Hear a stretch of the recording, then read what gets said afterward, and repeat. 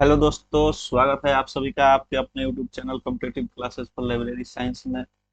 दोस्तों, यह जो क्लास है वह विभिन्न प्रकार के लाइब्रेरी साइंस से संबंधित प्रतियोगिता परीक्षाओं के लिए बहुत ही महत्वपूर्ण है और यह आपके आगामी आने वाली परीक्षाओं के लिए बहुत ही लाभदायी हो सकता है। दोस्तों, अगर आप हमारे इस चैनल में नए हैं तो ज़रूर सब्सक्राइब कर लें और आप इस क्यूआर कोड के माध्यम से अथवा डिस्क्रिप्शन में दिए हुए लिंक के माध्यम से हमारे टेलीग्राम ग्रुप से जुड़ सकते हैं और नीचे दिए हुए क्यूआर कोड के माध्यम से आप हमारे व्हाट्सएप चैनल से भी जुड़ सकते हैं, जिस पे आपको लेटेस्ट वैकेंसी की जानकारी और क्लास की पीडीएफ उपलब्ध कराई जाती है। दोस्तों, जैसा कि हम लोग यूनिट 3 कर रहे थे और यूनिट 3 में हम लोग इंफॉर्मेशन सोर्स एंड सर्विस के बारे में पढ़ रहे थे और इसी कड़ी में यह आपके समक्ष सेट 4 है, जिसमें लगभग 50 से अधिक महत्वपूर्ण एमसीक्यू क्वेश्चन मैं कराने जा रहा हूं, जो कि आपके आगामी प्रतियोगिता परीक्षाओं के लिए बहुत ही महत्वपूर्ण साबित होगी।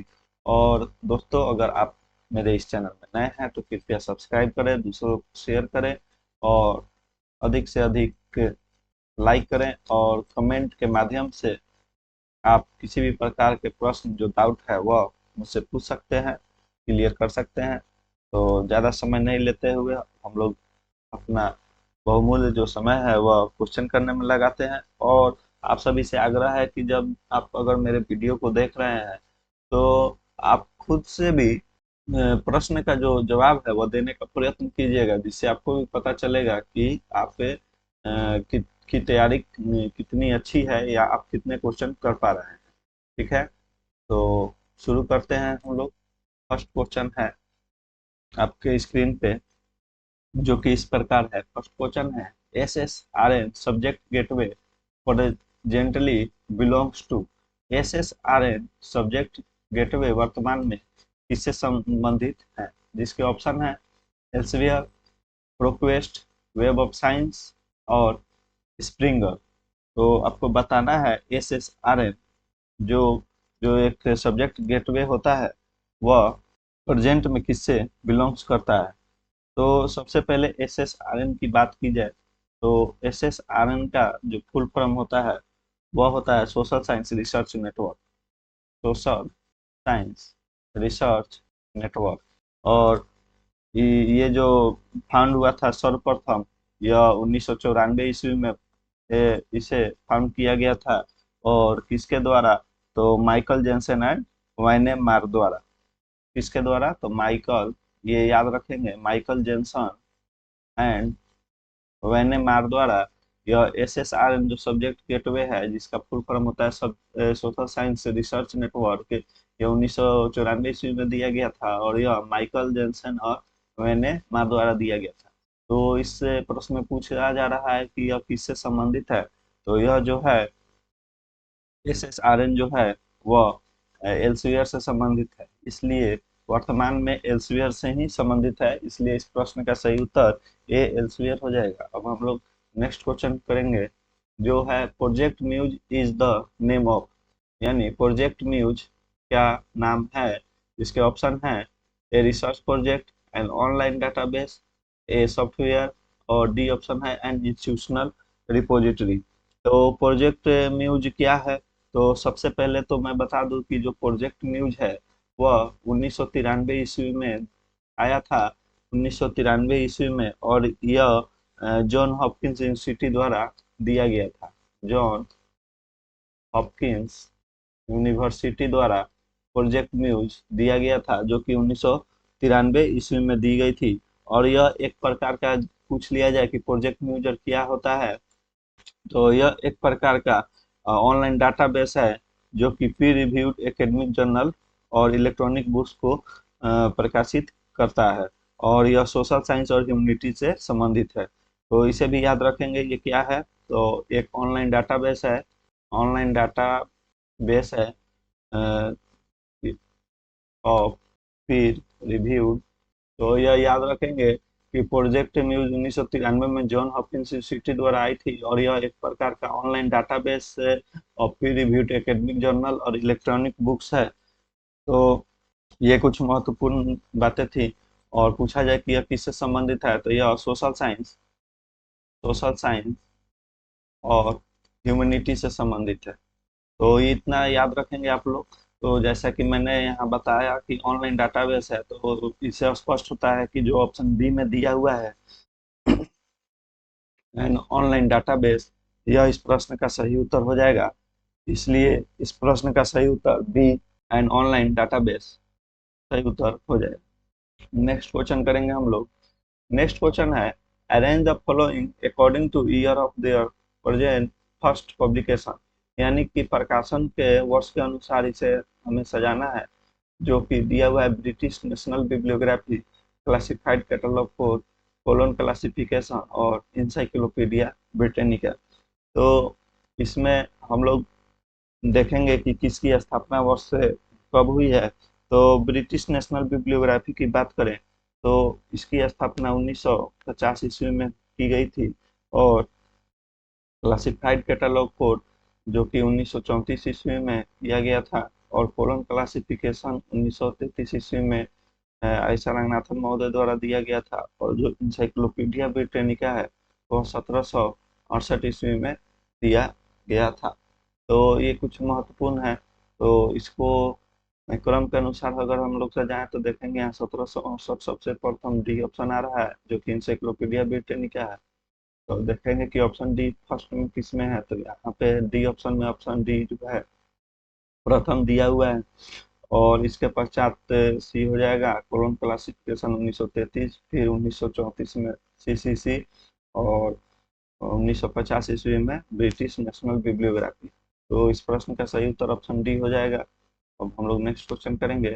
नेक्स्ट क्वेश्चन है British technology index BTI is now known as, यानी ब्रिटिश प्रौद्योगिकी सूचकांक बीटीआई को अब किस रूप में जाना जाता है, जिसके ऑप्शन है US technology index, B option है current technology index, C option है current index of technical terms, और डी ऑप्शन है technical index of Great Britain. तो इस प्रश्न का जो सही उत्तर हो जाएगा वो करंट टेक्नोलॉजी इंडेक्स हो जाएगा।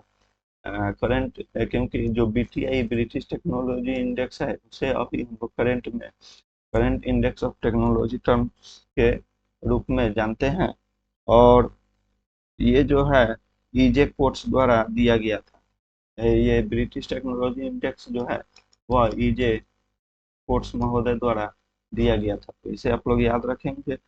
और अब हम लोग नेक्स्ट नेक्स्ट क्वेश्चन करने जा रहे हैं जो कि इस प्रकार है which one of the following is a primary source of information, बतानी है कि निम्नलिखित में से कौन सा प्राथमिक स्रोत है सूचना का। तो इसके ऑप्शन इस प्रकार हैं indexing journals, manuscripts, current contents, state of art reports. तो आपको बतानी है, आप भी मेरे साथ इस प्रश्न का जवाब देने की कोशिश कीजिए।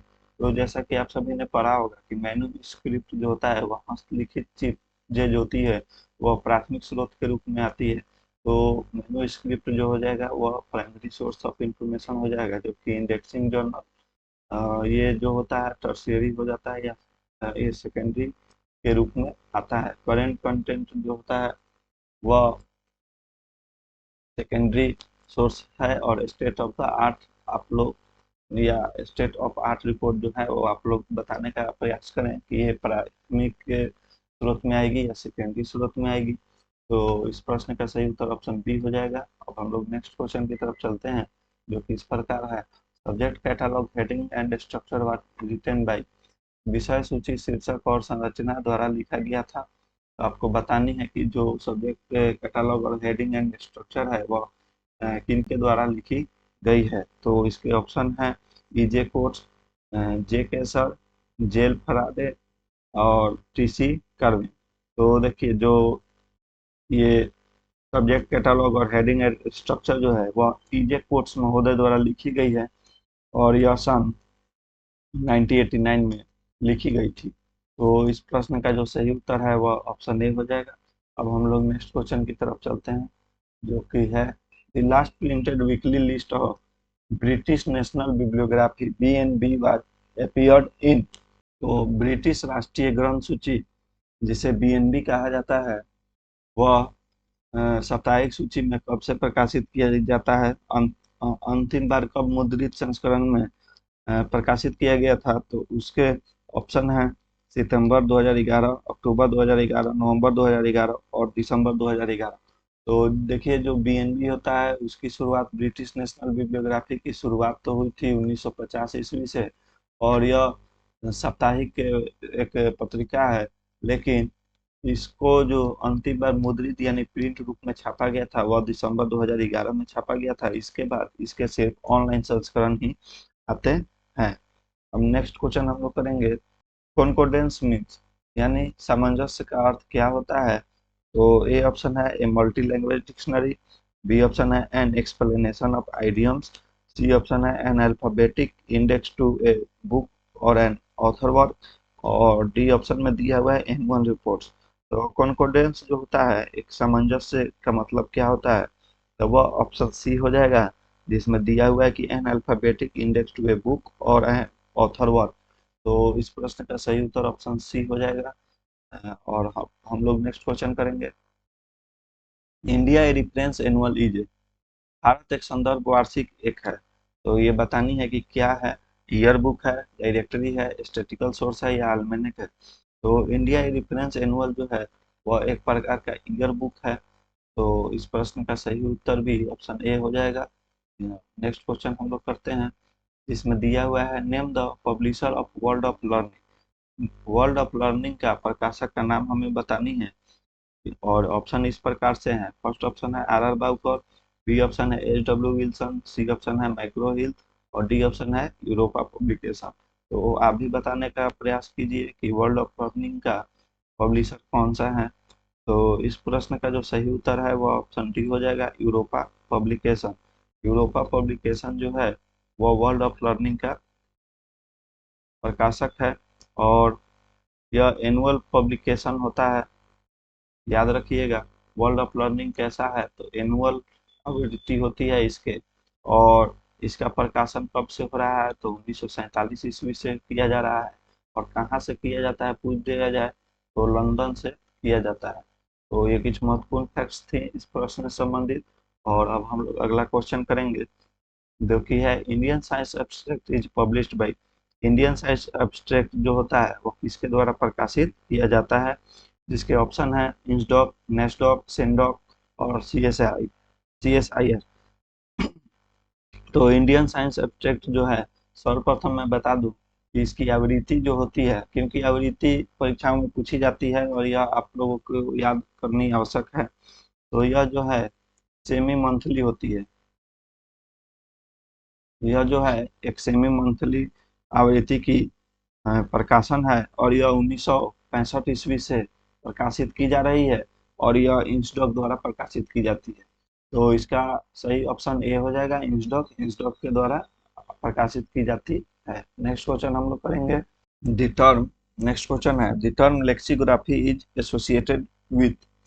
तो बतानी है कि लेक्सियोग्राफी शब्द किससे जुड़ा हुआ है। तो इसके ऑप्शन इस प्रकार हैं, ए ऑप्शन है compilation of directory, B option है compilation of diary, C option है कंपाइलेशन ऑफ डिक्शनरी और डी ऑप्शन है कंपाइलेशन ऑफ मैप्स। तो जो लेक्सियोग्राफी होती है वह जो डिक्शनरी को हम लोग कंपाइल करते हैं उसे लेक्सियोग्राफर का कहते हैं, जो इसका इस कार्य को करता है। और जो लेक्सियोग्राफी जो शब्द है वह कंपाइलेशन ऑफ डिक्शनरी से संबंधित है, इसलिए इस प्रश्न का सही उत्तर ऑप्शन सी हो जाएगा। अब हम लोग नेक्स्ट क्वेश्चन की तरफ चलते हैं, जो है कि डायलॉग इज ए, यानी समांत क्या है। समांत एक है, फिल इन द ब्लैंक्स है। तो ऑप्शन इस प्रकार है, क्या यह एक नेटवर्क सर्विस है, या कंप्यूटर सर्विस है, या ऑनलाइन सर्विस है, या डाटा सर्विस है। तो इस प्रश्न का जो सही उत्तर हो जाएगा वह ऑनलाइन सर्विस, ऑप्शन सी हो जाएगा, क्योंकि जो डायलॉग है वह एक प्रकार का ऑनलाइन सर्विस है, और यह थॉमसन राउटर्स द्वारा अभी पहले तो प्रोक्वेस्ट के द्वारा चलाया जाता था, लेकिन अभी जो प्रेजेंट में है वह थॉमसन थॉमसन राउटर्स राउटर्स के द्वारा एक्वायर कर लिया गया है। अब नेक्स्ट क्वेश्चन हम लोग बताएंगे, एफडीटी स्टैंड फॉर, एफडीटी का मतलब क्या है।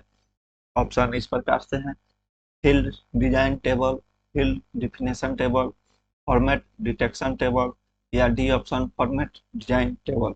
तो इस जो एफडीटी होता है उसका जो फुल फॉर्म है वह है फील्ड डिफिनेशन टेबल, जो कि ऑप्शन बी में दिया गया है, और इसका फुल फॉर्म आप सभी याद रखेंगे, फील्ड डिफिनेशन टेबल। चलिए नेक्स्ट क्वेश्चन हम लोग करते हैं।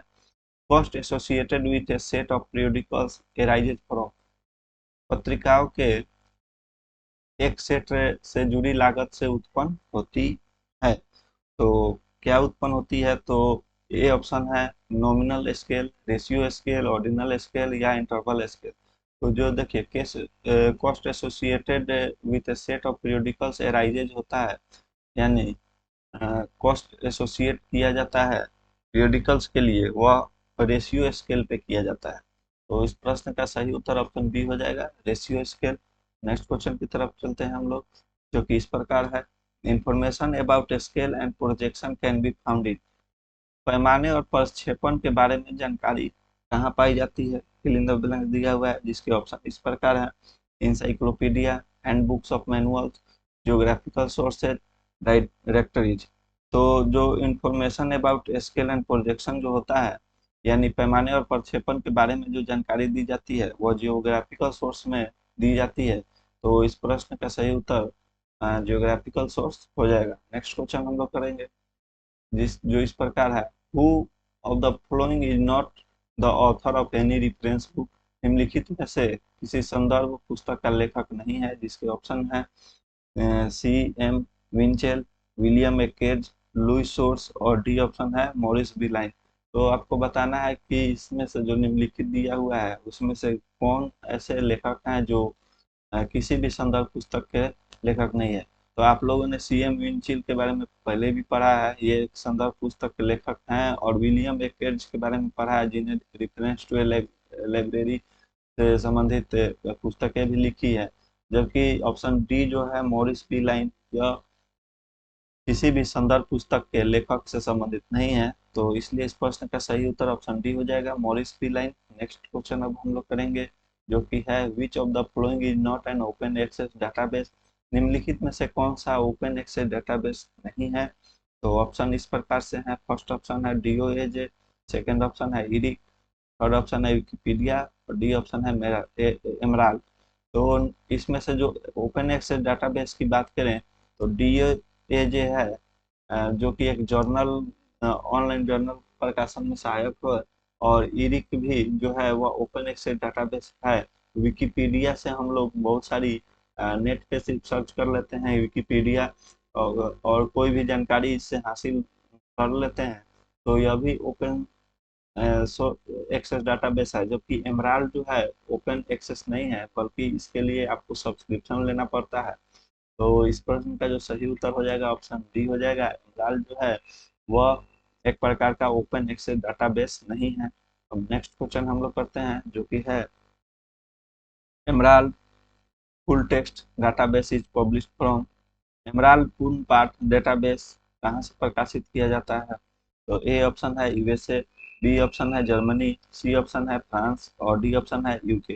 तो एमराल्ड जो है वह कंपनी 1967 ईस्वी में स्थापित की गई थी। एमराल्ड कंपनी जो है, एमराल्ड कंपनी जो है 1967 में 1967 में स्थापित की गई थी, और यह यूके में स्थापित की गई थी। तो इस प्रश्न का सही उत्तर हो जाएगा option D, UK. Emerald full text database जो है वह यूके से प्रकाशित की जाती है। और नेक्स्ट क्वेश्चन है directory of open access journal, DOAJ जिसे कहते हैं, जो कि प्रीवियस ईयर के ऑप्शंस में थे, इसके फुल फॉर्म याद कर लेंगे आप सभी। Directory of open access journal was first launch in, DOAJ की निर्देशिका पहली बार कब लॉन्च की गई थी? तो इसके ऑप्शन इस प्रकार है 2001, 2003, 2005, 2007। तो देखिए ओपन एक्सेस जर्नल है डीओएजे डायरेक्टरी ऑफ, तो ये जो पहली बार लॉन्च की गई थी वह 2003 ईस्वी में लॉन्च की गई थी। तो इस प्रश्न का सही उत्तर ऑप्शन बी हो जाएगा। नेक्स्ट क्वेश्चन करेंगे अब हम लोग, जो कि है Wikipedia was first launch in, Wikipedia कब लॉन्च किया गया था आप सभी बताइए। इतना तो आप सभी को पता होना चाहिए, क्योंकि आप लाइब्रेरी साइंस के छात्र हैं, और ये बेसिक्स क्वेश्चन आज मैं करा रहा हूँ। तो विकिपीडिया के ऑप्शन हैं 2000, 2001, 2002 और 2003। तो विकिपीडिया जो है 2001 में लॉन्च की गई थी। तो इसे आप सभी याद रखेंगे। वैसे ही आप लोग याद रखेंगे कि फेसबुक कब आई थी, जो कि 2004 में आई थी। ट्विटर कब आई थी, तो 2006 में आई थी। गूगल बुक्स कब आई थी, गूगल न्यूज़पेपर कब आई थी, गूगल क्लाउड की सर्विस कब शुरू की गई थी। ये सभी महत्वपूर्ण प्रश्न है। तो इस ये सब को आप लोग को याद रखना पड़ेगा, वर्ष भी याद रखना पड़ेगा, क्योंकि परीक्षा में सजाने के लिए आ जाती है। और विकिपीडिया जो है वह 2001 में लॉन्च तो की गई थी, लेकिन किसके द्वारा की गई थी, तो यह जिमी वेल्स और लैरी सेंगर, इन दोनों के द्वारा विकिपीडिया को पहली बार लॉन्च किया गया था। नेक्स्ट क्वेश्चन करेंगे हम लोग, जो कि है educational resource information centre Eric was established in, शैक्षिक संसाधन सूचना केंद्र इरिक कब स्थापित किया गया था, जिसके ऑप्शन है 1961, 1963, 1966 और 1967। तो इरिक जो है, जैसे हम लोग एजुकेशनल रिसर्च इंफॉर्मेशन सेंटर के नाम से जानते हैं, वह 1966 ईस्वी में स्थापित की गई थी। और यह यूएस डिपार्टमेंट के द्वारा शुरू किया गया था। जो यूएस का डिपार्टमेंट होता है एजुकेशन का और एजुकेशनल रिसर्च का, उसी के द्वारा इसे स्थापित किया जाता है। तो इसे याद रखेंगे कि ये कहाँ स्थापित किया गया था, तो यूएसए। नेक्स्ट क्वेश्चन हम लोग करेंगे, जो कि है which of the following source attempts to explain the literary term and works, निम्नलिखित में से कौन सा स्रोत साहित्य शब्दों और कार्यों की व्याख्या करने का प्रयास करता है। तो ए ऑप्शन है Oxford dictionary of quotation, B option है information please almanac, C option है Stevenson's home book of quotation, और डी ऑप्शन है बेनेट्स रीडर्स इंसाइक्लोपीडिया। तो बताने का प्रयास करें आप सभी कि निम्नलिखित में से कौन सा साहित्यिक शब्द और कार्यों की व्याख्या करने का प्रयास करता है। तो मैं जहां तक बता दूं आप सभी को, तो इसके प्रश्न का सही उत्तर ऑप्शन डी हो जाएगा, बेनेट्स रीडर इंसाइक्लोपीडिया। और यह जो है 1948 ईस्वी में आया था, और इसे देने वाले जो हैं वह है विलियम रोज बेनेट, विलियम रोज बेनेट। तो इसे याद रखेंगे इस नाम को। नेक्स्ट क्वेश्चन तरफ चलते हैं, India office record and private papers is related to, India office records and private papers किससे संबंधित है, ये आप सभी को बतानी है। इसके ऑप्शन इस प्रकार हैं, Library of Congress, British Library, Bibliotheque National de France, या D the National Library India. तो इस प्रश्न का सही उत्तर हो जाएगा बी ऑप्शन, ब्रिटिश लाइब्रेरी से संबंधित है। जो India office record and private papers हैं वह ब्रिटिश लाइब्रेरी से संबंधित है। और यह यह ऑफिस जो है वह पुराने जो आर्काइव्स और इंडिया ऑफिस के रिकॉर्ड्स होते हैं उसे कंपाइल करने का कार्य करता है और उसे संभाल कर रखने का कार्य करता है। नेक्स्ट क्वेश्चन करेंगे हम लोग, जो कि है कंट्रोल एक्सेस से डायरेक्शनल टाइप सोर्स वे आर रिकॉग्नाइज्ड बाय, यानी control access directional type resources जो होता है उसको मान्यता किसके द्वारा दी गई थी, जिसके ऑप्शन है S R Ranganathan, Margaret Hutchins, William Katz, और डी ऑप्शन है कृष्ण कुमार। तो इस प्रश्न का जो सही उत्तर है वह हो जाएगा विलियम केट्स। विलियम केट्स ने control and access directional type source से का बताया था। देखिए विलियम केट्स ने जो है रिसोर्स सोर्स है, रिसोर्स सोर्स होता है, इसे दो भागों में बांटा था। और फर्स्ट भाग जो था उसका नाम था कंट्रोल एक्सेस डायरेक्शनल, जो कि प्रश्न में आपसे पूछ लिया गया है, कंट्रोल एक्सेस डायरेक्शनल। और जो दूसरा है उसका नाम है work of sources type, work of sources type. तो ये विलियम एक्केट्स महोदय द्वारा दिया गया था। और रिसोर्स सोर्स को दो भागों में बांटा गया था, जो कि प्रथम था कंट्रोल एक्सेस डायरेक्शनल और दूसरा जो था वह था वर्क ऑफ सोर्स टाइप। अब नेक्स्ट क्वेश्चन हम लोग करेंगे, जो कि है कॉन्क्यूपोलिस current content for library and information science जिसे कहा जाता है, वो किसके द्वारा प्रकाशित किया जाता है, जिसके ऑप्शन है Indian library association, Madras library association, Ahmedabad library network और मैसूर लाइब्रेरी नेटवर्क। तो इस प्रश्न का जो सही उत्तर हो जाएगा वो ऑप्शन सी है, अहमदाबाद लाइब्रेरी नेटवर्क के द्वारा जो क्यूपोलिस होता है उसे प्रकाशित किया जाता है। क्यूपोलिस जिसे हम लोग current contents of for library and information science कहते हैं। नेक्स्ट क्वेश्चन करेंगे, इससे पहले बता दें कि ये अहमदाबाद लाइब्रेरी नेटवर्क जिसे हम लोग एडी नेट भी एडीनेट के भी नाम से जाना जाता है, उसकी स्थापना कब की गई थी? तो एडीनेट जो है वह 1993 ईस्वी में इसकी स्थापना की गई थी। नेक्स्ट क्वेश्चन करेंगे हम लोग। रिसर्च स्कॉलर जनरली प्रीफर, शोध विद्वान आमतौर पर क्या पसंद करते हैं? तो जो रिसर्च स्कॉलर होते हैं वह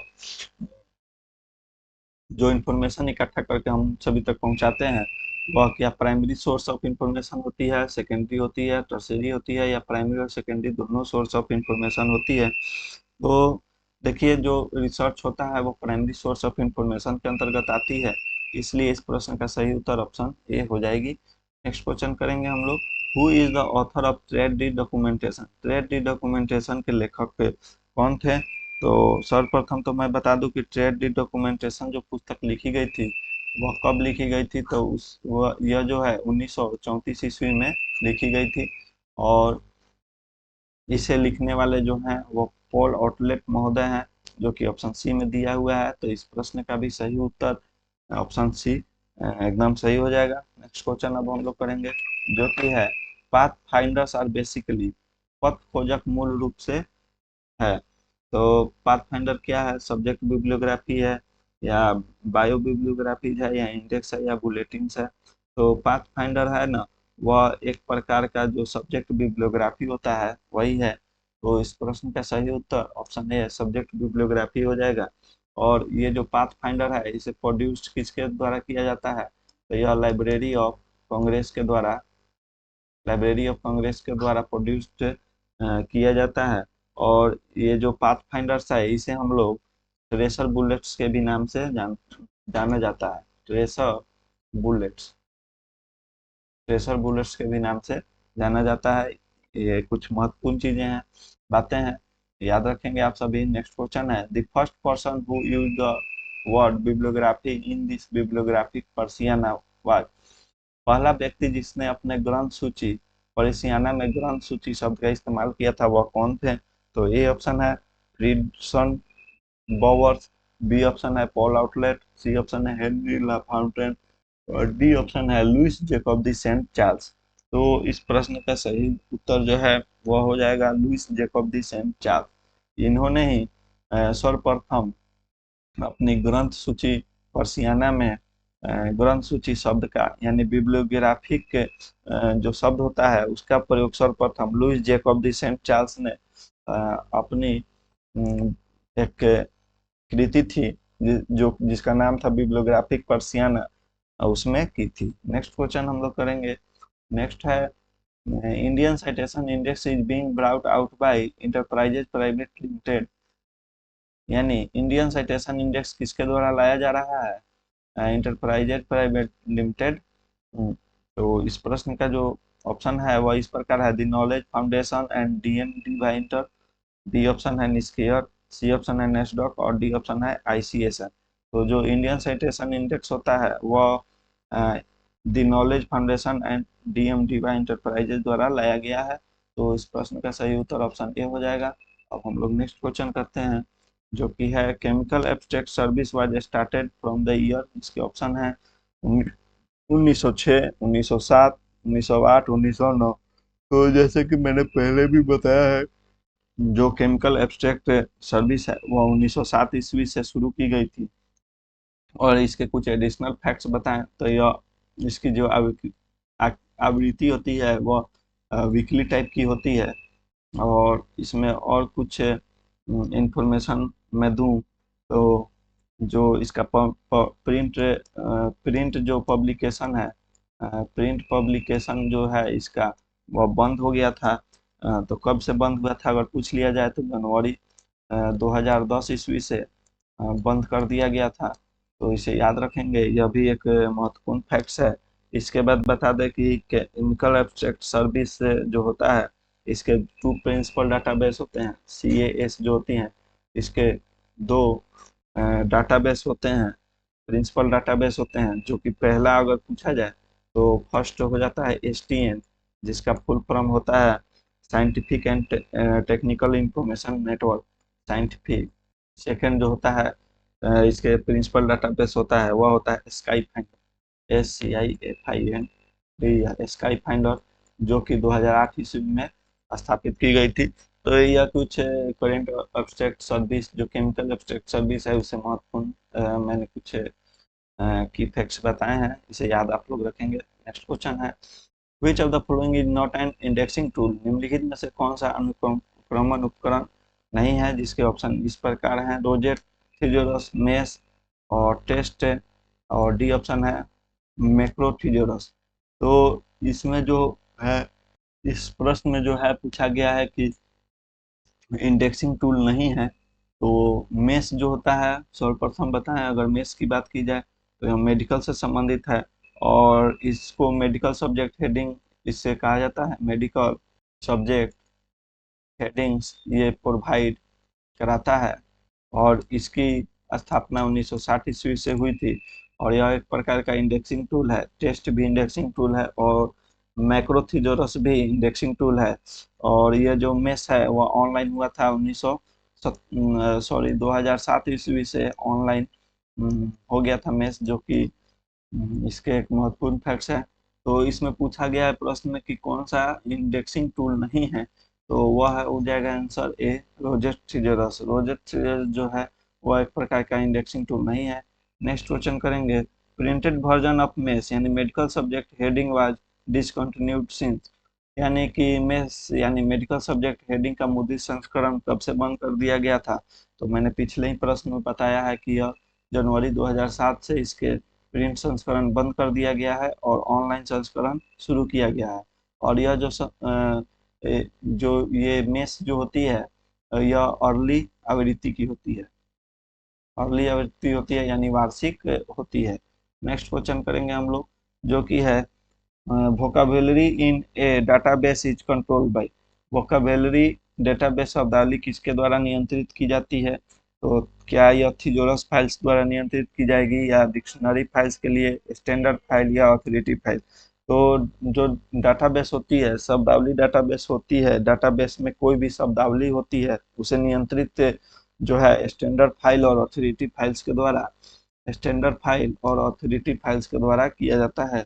तो ऑप्शन सी और डी आर करेक्ट है, जो कि ऑप्शन बी में दिया हुआ है, तो इस प्रश्न का सही उत्तर ऑप्शन बी हो जाएगा। नेक्स्ट क्वेश्चन करेंगे, report on the development of digital libraries of the past decades is categorize as. पिछले दशक के डिजिटल पुस्तकालयों के विकास पर रिपोर्ट को इस प्रकार वर्गीकृत किया गया है। तो इसके ऑप्शन है annual report, trend report, feasibility report या state of the art report. तो जो पिछले दशक के डिजिटल पुस्तकालय के विकास का जो रिपोर्ट वर्गीकृत किया गया है, वह ट्रेंड रिपोर्ट के रूप में वर्गीकृत किया गया है, इसलिए इस प्रश्न का ऑप्शन बी जो ट्रेंड रिपोर्ट दिया हुआ है वह सही हो जाएगा। नेक्स्ट क्वेश्चन हम लोग करेंगे, जैसा कि ट्रेसर बुलेट्स मैंने बताया था कि पाथ फाइंडर्स को हम लोग ट्रेसर बुलेट्स के रूप में भी जानते हैं। तो यहाँ पर पूछ रहा है कि ट्रेसर बुलेट मूल रूप से क्या है? तो इंडेक्सेज है, बुलेटिन्स है, या थिजोरस है, या सब्जेक्ट बिब्लियोग्राफी है? तो पाथ फाइंडर मैंने पिछले प्रश्न में बताया है कि यह एक प्रकार का सब्जेक्ट बिब्लियोग्राफी होता है, लाइब्रेरी और ऑफ कांग्रेस द्वारा प्रोड्यूस किया जाता है, और पाथ फाइंडर को ही हम लोग ट्रेसर बुलेट्स के नाम से भी जानते हैं, पहचानते हैं। तो इस प्रश्न का भी सही उत्तर ऑप्शन डी सब्जेक्ट बिब्लियोग्राफी हो जाएगा, जो कि ऑप्शन डी में दिया हुआ है। नेक्स्ट क्वेश्चन हम लोग करते हैं, tracer bullet is produced by. तो हम लोग ने अभी ही पढ़ा था कि लाइब्रेरी ऑफ कांग्रेस के द्वारा पाथ फाइंडर को प्रोड्यूस किया जाता है, और पाथ फाइंडर को ही ट्रेसर बुलेट्स के नाम से जाना जाता है। तो इसका option A library of Congress सही उत्तर हो जाएगा। नेक्स्ट क्वेश्चन हम लोग करते हैं, जो कि है a good open access resource for research report on life science is, यानी जीवन विज्ञान पर शोध रिपोर्ट के लिए एक अच्छा ओपन एक्सेस संसाधन क्या है? तो इसके ऑप्शन ए है पबमेड, बी ऑप्शन है इंस्पेक्ट, सी ऑप्शन है बायोसिस, और डी ऑप्शन है स्पाइन। तो जो जीवन विज्ञान पर शोध रिपोर्ट के लिए जो एक अच्छा ओपन एक्सेस संसाधन है, यानी ओपन एक्सेस जो ओपन एक्सेस रिसोर्सेज है वह पबमेड होता है। तो इसलिए इस प्रश्न का जो सही उत्तर है वह ऑप्शन ए पबमेड हो जाएगा। और पबमेड की बात की जाए तो पबमेड की शुरुआत हुई थी सर्वप्रथम जनवरी 1996 ईस्वी में, और इसे अब हम लोग मेडलाइन के नाम से भी जाने जाता है। नेक्स्ट क्वेश्चन करते हैं। Science abstract was first published in, विज्ञान सार्स पहली बार कब प्रकाशित किया गया था? तो ऑप्शन है 1896, 1897, 1898 या 1899। तो साइंस एब्स्ट्रैक्ट जो है वह सर्वप्रथम 1898 में प्रकाशित किया जाता था, किया गया है, जिसे याद रखेंगे। तो इस प्रश्न का सही उत्तर 1898 98 यानी ऑप्शन सी हो जाएगा। नेक्स्ट क्वेश्चन करते हैं, जो कि है मेडलर्स वाज लॉन्च्ड बाय, मेडलर्स इसके द्वारा लॉन्च किया गया था या कब लॉन्च किया गया था? तो हम लोग इसे देखेंगे। Library of Congress, national library of medicine, New York public library या ब्रिटिश लाइब्रेरी। तो जो मेडलर्स है वह NLM आप लोगों ने पढ़ा होगा ना। तो नेशनल लाइब्रेरी ऑफ मेडिसिन जो होता है इसके द्वारा मेडलर्स को लॉन्च किया गया था। और कब लॉन्च किया गया था? तो 1964 ईस्वी में इसे लॉन्च किया गया था। इसे भी आप सभी याद रखेंगे। नेक्स्ट क्वेश्चन करते हैं। When a abstract is oriented to serve a specific group it is called, जब एक सार एक विशिष्ट समूह की सेवा करने के लिए उन्मुख होता है तो उसे क्या कहा जाता है? तो ये ऑप्शन है, इसे सिलेंटेड एब्स्ट्रैक्ट कहा जाता है या इंडिकेटिव एब्स्ट्रैक्ट कहा जाता है, इंफॉर्मेटिव एब्स्ट्रैक्ट या क्रिटिकल एब्स्ट्रैक्ट कहा जाता है। तो जो अ, एक विशिष्ट समूह को सेवा करने के लिए जो एक साइटेशन दी एब्स्ट्रैक्ट दिया जाता है, सार दिया जाता है, उसे हम लोग सिलेंटेड एब्स्ट्रैक्ट कहते हैं। इसलिए इस प्रश्न का सही उत्तर ऑप्शन ए हो जाएगा, सिलेंटेड एब्स्ट्रैक्ट। नेक्स्ट क्वेश्चन हम लोग करेंगे। The book Indian library manifesto was published in 1990 by, Indian library manifesto पुस्तक 1990 किसके द्वारा प्रकाशित की गई है? तो ए ऑप्शन है फेसेट पब्लिकेशन, बी ऑप्शन है ESS पब्लिकेशन, सी ऑप्शन है एशियन पब्लिशिंग हाउस या डी ऑप्शन है ABC पब्लिशिंग हाउस।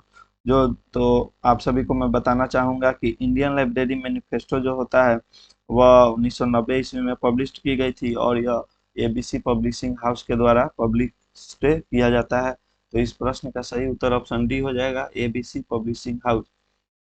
दोस्तों आप सभी को मैं एक इंफॉर्मेशन देना चाहता हूं, जैसा कि मैंने आप सभी से वादा किया था कि मैं 0 to Hero बैच लाने जा रहा हूं, जिसमें मैं प्रत्येक यूनिट को एकदम बेसिक से समझाने का प्रयास करूंगा।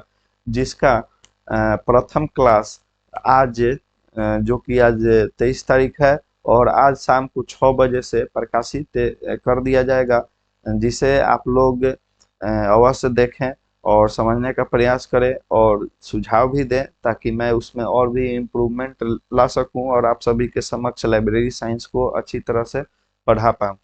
तो आप सभी के लिए यही इन्फॉर्मेशन था कि 0 to Hero बैच लॉन्च हो चुका है और इसमें प्रत्येक यूनिट वाइज आपको जीरो से लेकर एकदम जीरो शून्य से शुरू करके सभी महत्वपूर्ण फैक्ट्स यूनिट वाइज पढ़ाई जाएगी, ना कि कोई बीच बीच से टॉपिक उठाकर पढ़ा दिया जाए और अपने आप की प्रचार कर दी जाए।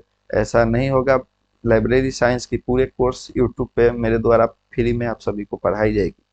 तो अब हम लोग क्वेश्चन करते हैं, जो कि है the coverage of which database is extensively in the field of physics, computer and mechanical engineering। Computer, भौतिक और मैकेनिकल इंजीनियरिंग के क्षेत्र में किस डेटाबेस का कवरेज व्यापक व्यापक रूप से इस्तेमाल किया जाता है?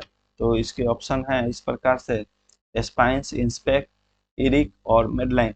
तो जो कंप्यूटर और मैकेनिकल इंजीनियरिंग और फिजिक्स से जो संबंधित है वह इंस्पेक्ट में प्रकाशित किया जाता है। तो इस प्रश्न का सही उत्तर ऑप्शन बी हो जाएगा। नेक्स्ट क्वेश्चन करते हैं। Which of the following is true about e journals, e पत्रिका के बारे में निम्नलिखित में से क्या सत्य है? तो ए ऑप्शन दिया हुआ है they are always free of cost, ये पूर्णतः फ्री होती है, या they are publication of a serial name nature, और सी ऑप्शन है they are always peer reviewed, और डी ऑप्शन है they always have a parallel print version. तो इस प्रश्न का जो सही उत्तर होगा वो ऑप्शन बी हो जाएगा, they are publications of a serial nature. यह सीरियल नेचर का होता है, जो कि पत्रिकाओं जो जर्नल्स होती है वो सीरियल नेचर का होती है, क्योंकि यह नियमित अंतराल पे इसका प्रकाशन किया जाता है। नेक्स्ट क्वेश्चन है, Index Translationum is a world bibliography of translation of, यानी इंडेक्स ट्रांसलेशन अनुवादों की एक विश्व ग्रंथ सूची है। ए ऑप्शन है पीरियोडिकल आर्टिकल, बी ऑप्शन है बुक्स, सी ऑप्शन है बुक्स एंड पीरियोडिकल आर्टिकल्स, और डी ऑप्शन है पेटेंट्स। तो इस प्रश्न का सही जो उत्तर हो जाएगा वह ऑप्शन बी हो जाएगा, बुक्स हो जाएगा। इंडेक्स ट्रांसलेशन जो है वह पुस्तकों के अनुवाद की एक विश्व ग्रंथ सूची है। तो नेक्स्ट क्वेश्चन अब हम लोग करेंगे, जो कि है with whom would you relate a dissertation abstract international। आप शोध प्रबंध सार इंटरनेशनल किसके साथ संबंधित होते हैं? तो इसके ऑप्शन है प्रोक्वेस्ट, स्प्रिंजर, एमराल्ड या ओ यू पी आओ। तो देखिए जो डिजर्टेशन एब्स्ट्रैक्ट इंटरनेशनल जो होती है, और यह एक प्रकार की बिब्लियोग्राफिक डाटाबेस होती है जो कि अमेरिका से प्रकाशित हो जाती है, और इसका जो प्रकाशन हुआ था सर्वप्रथम वह 1938 ईस्वी से प्रकाशित किया जा रहा है, और वह जो है अब प्रोक्वेस्ट के अंतर्गत आता है। तो इस प्रश्न का जो सही उत्तर है ऑप्शन ए प्रोक्वेस्ट हो जाएगा। नेक्स्ट क्वेश्चन है, encyclopedia Americana is now published by. Encyclopedia Americana अब प्रकाशित किया जाता है किसके द्वारा? तो ए ऑप्शन है ग्रोलियर, बी ऑप्शन है स्कोलेस्टिक, और सी ऑप्शन है एच डब्ल्यू विल्सन, और डी ऑप्शन है फेसेट पब्लिकेशन। तो देखिए इंसाइक्लोपीडिया अमेरिकाना जो है सर्वप्रथम पब्लिकेशन तो इसका 1829 से ही हो रहा है, परंतु 2006 ईस्वी से जो है वह स्कोलेस्टिक द्वारा प्रकाशित किया जाता है। नेक्स्ट क्वेश्चन करेंगे हम लोग, जो कि है who wrote the book an introduction to library classification. An introduction to library classification एक पुस्तक है जिसे किसने लिखा है यह आप सभी को बतानी है। तो इसके ऑप्शन हैं JD Brown, S R Ranganathan या डब्ल्यू सी बी शेयर्स या हावर्ड फिलिप। तो an introduction to library classification जो है वह 1918 ईस्वी में 1918 ईस्वी में लिखी गई थी, और यह डब्ल्यू सी बी शेयर्स के महोदय द्वारा लिखा गया है, इसलिए इस प्रश्न का सही उत्तर ऑप्शन सी हो जाएगा। नेक्स्ट क्वेश्चन करते हैं, who is the author of the book organization of knowledge in library. Library में ज्ञान का संगठन पुस्तक के लेखक कौन है? एक पुस्तक है जिसका नाम है organization of knowledge in library. यह किसके द्वारा लिखा गया है? तो इसके ऑप्शन है S R Ranganathan, W C B Sayers, Jane Mills और एच ई ब्लिस। तो आप सभी को बतानी है कि organisation of knowledge in library यह एक पुस्तक है, वो किसके द्वारा लिखी गई है? तो ये जो पुस्तक है H E bliss, Henry bliss द्वारा लिखा गया है। तो इस प्रश्न का सही उत्तर ऑप्शन डी हो जाएगा। तो दोस्तों यह कुछ गुने चुने प्रश्न मैं आपके समक्ष लाया था, और यह जो पुस्तक है 1933 ईस्वी में लिखी गई थी, यह भी आप लोग याद रखेंगे। तो यह प्रश्न अंतिम प्रश्न था। थैंक यू सो मच, और competitive classes for library science को इतना प्यार देने के लिए आप सभी का शुक्रिया। और भी इस तरह के वीडियो प्राप्त करने के लिए आप हमारे इस चैनल को बस सब्सक्राइब करें, शेयर करें दोस्तों, और आप इस क्यूआर कोड के माध्यम से हमारे टेलीग्राम चैनल से भी जुड़ सकते हैं, और क्यूआर कोड के माध्यम से व्हाट्सएप ग्रुप से भी जुड़ सकते हैं। आप सभी से अनुरोध है कि क्लास से संबंधित किसी प्रकार की अगर आपकी डिमांड हो तो कृपया आप कमेंट के माध्यम से मुझे सूचना पहुंचा सकते हैं, आप कमेंट कर सकते हैं। तो थैंक यू दोस्तों, थैंक यू सो मच मेरे इस क्लास को देखने के लिए, थैंक यू।